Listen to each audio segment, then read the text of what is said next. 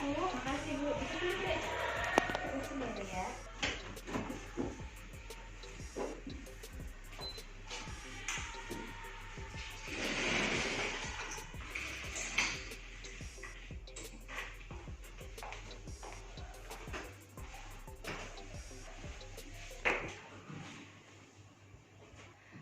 Ibu, selamat pagi. Sebelumnya perkenalkan, nama saya Bida Noni ya Bu. Kebetulan saya sedang berjaga di Poli pagi ini ya Bu. Sebelumnya ada yang bisa dibantu Bu? Iya Bu Bidan, ini kan adik saya ya Bu Bidan. Oh, ini iya. baru aja lahiran. Iya. Udah ada 1 mingguan Bu. Iya. Tapi nggak bisa merawat bayinya ya Bu ya. Oh gitu ya. Terus juga kayak emosinya itu gimana gitu Bu. Beda. Iya. Sebelumnya namanya siapa ya Bu? Nama ini? Ini namanya Ibu Sinta. Oh, Ibu Sinta ya. Usianya berapa? 30. 30 tahun. Baru lahiran yang pertama kemarin itu ya, Iya. 1 minggu yang lalu ya. Iya betul Bu. Oh iya, ya udah. Gini nanti ya Bu, nanti saya di sini akan menjelaskan tentang antara kelompok rentan atau kelompok khusus, bahwa kelompok masyarakat yang rentan itu antara lain orang lanjut usia, anak-anak, fakir miskin, wanita hamil, dan juga penyandang cacat. Nanti di sini juga saya akan menjelaskan tentang kelompok-kelompok rentan seperti kematian ibu akibat melahirkan, kematian bayi, terus meningkatnya masalah gizi buruk, serta penyakit menular, serta penyakit tidak menular, serta masalah kesehatan jiwa. Selain itu juga nanti saya akan menjelaskan ciri-ciri apakah individu atau seorang ibu yang sedang nifas itu mengalami gangguan atau sering disebut juga dengan depresi atau postpartum blues ya Bu ya. Ciri-cirinya itu mereka itu antara lain dalam mengelola stres atau tekanan kehidupannya itu kurang bisa menekan ya Bu ya. Selain itu juga kemampuan berpikir serta berperan serta dalam lingkungannya juga berkurang. Maksudnya kurang interaksi dengan lingkungan luar ya Bu. Selain itu juga kurang memiliki rasa nyaman terhadap orang lain. Jadi butuh dukungan terhadap si ibunya ini. Bu Sinta apa yang sekarang dirasakan Bu setelah melahirkan? Stres Bu saya Bu sama bayi saya. Oh gitu. Ibu sudah bisa merawat bayinya apa belum? Belum. Oh belum ya.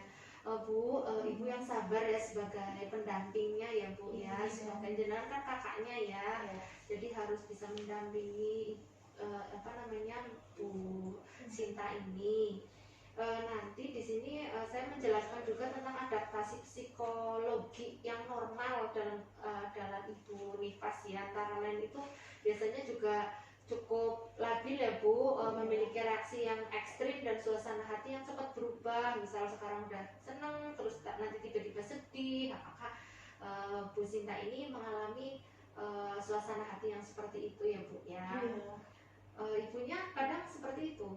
Iya Bu, persis yang Ibu Bidan bilang. Oh gitu ya. Gitu. Selain itu juga biasanya jadi sangat sensitif dan cenderung bereaksi berlebihan. Misal bayinya tiba-tiba ditaruh aja begitu saja gitu. Apakah juga mengalami seperti itu Bu? Ya kadang kayak gitu juga, bayinya tiba-tiba ditaruh terus nggak tiba-tiba nangis kayak gitu loh Bu Bidan. Oh iya, terus kadang juga kondisinya jadi sangat rapuh, terus kemudian jadi takut untuk belajar merawat bayinya Bu. Apakah Bu Sinta ini juga mengalami seperti itu Bu? Dia masih ketakutan seperti itu dalam perawatan bayi? Iya, dia rasa takutnya tinggi banget Bu Bidan.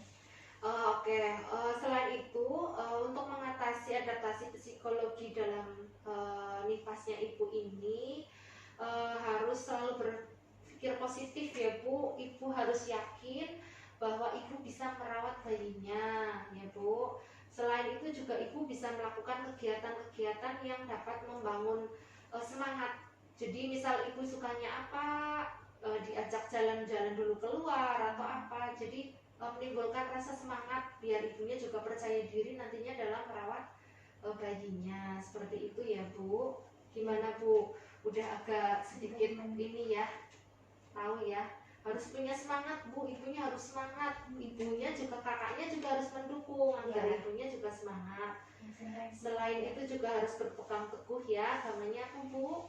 Islam. Islam. Nah, harus berpegang teguh dalam iman ya, kepercayaan bahwa Allah itu sudah memberikan anugerahnya kepada ibu sudah memiliki bayi. Jadi ibu harus ada rasa syukur biar ibu juga jadi nantinya semangat gitu ya Bu ya.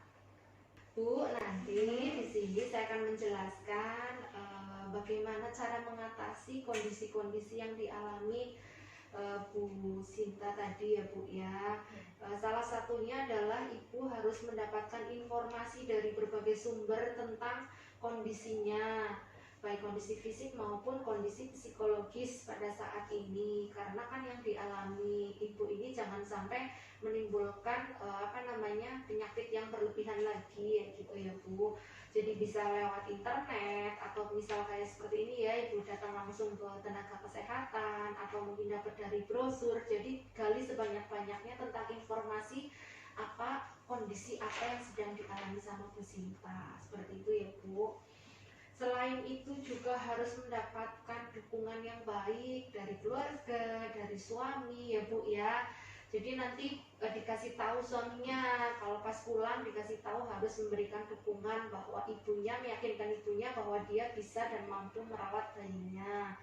Selain itu juga harus tetap menjaga kesehatan ibu, harus rajin check up ataupun periksa kalau misal ada keluhan tentang masa nifasnya ya Bu. Ya. Kemudian harus makan makanan yang bergizi, yang sehat untuk menunjang perkembangan janinnya, karena ibunya kan juga harus menyusui ya, jadi gizinya harus bagus biar perkembangan bayinya juga bagus. Selain itu kurangi kegiatan-kegiatan yang membahayakan seperti harus tetap didampingi ya, ini kan anak pertama ya Bu, jadi mungkin belum bisa memandikan, kemudian cara menyusui yang benar atau segala macam harus tetap didampingi.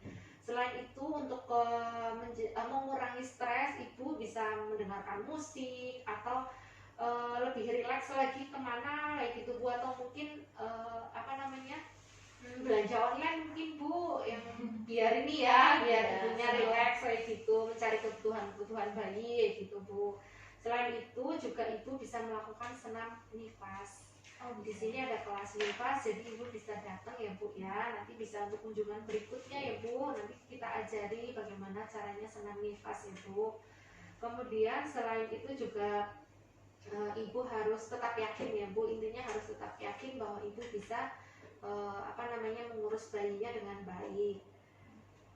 Selain itu juga harus tahu tanda-tanda bahayanya ya Bu ya, seperti yang tadi saya sebutkan, semisal bertindak berlebihan, ibunya murung, suasana hatinya kadang tiba-tiba bahagia, tiba-tiba senang. Jadi ibu harus memantau ya Bu ya, dan mendampingi.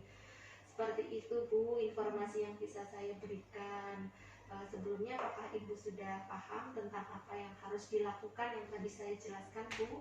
Iya Bu Bidan sudah paham. Iya. Terima kasih Bu Bidan. Oh iya. Kemudian selain itu mungkin nanti saya akan memberikan obat ya multivitamin aja biar ibunya cukup nanti istirahat, kemudian minum multivitamin kan jadi ibunya tambah sehat gitu ya Bu ya. Seperti itu, nanti ibu bisa datang lagi kalau misal ada keluhan. Ibunya Bu Sinta gimana? Udah jelas? Nanti dipandu lagi ya, dikasih tahu sama kakaknya ya. Iya nanti saya. Seperti itu Bu, apakah ada yang bisa dibantu lagi Bu? Sepertinya sudah sangat jelas Bu Bidan. Oh iya, ya. Ya sudah ya Bu, nanti misal ibu ada keluhan atau ada masalah, sekiranya saya bisa membantu, ibu silahkan datang lagi ke sini ya Bu ya. Yes, terima kasih, paling seperti itu Bu. Saya pamit dulu ya Bu Bidan. Oh iya, sama-sama. Terima kasih Bu.